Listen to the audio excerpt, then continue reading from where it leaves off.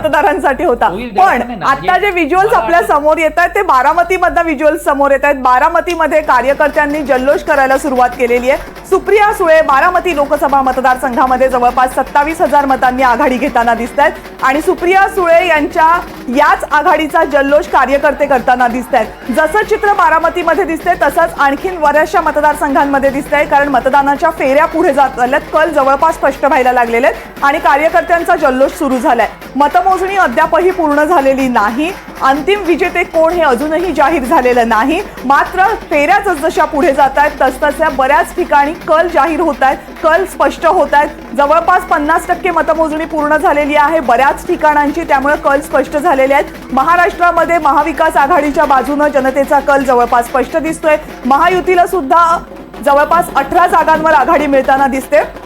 मात्र अजूनही काही जागांवर निकाल बदलू शकतात असं राजकीय पक्षांचं, नेत्यांचं, उमेदवारांचं सुद्धा म्हणणं आहे। आताची जी आकडेवारी आहे महाराष्ट्रातल्या 48 जागांपैकी महायुती 18 जागांवर आणि महाविकास आघाडी 29 जागांवर आघाडीवर आहे। एक जागा आहे जी महायुती आणि महाविकास आघाडीची नाही, अपक्ष जागा आहे, ती सांगलीची जागा आहे।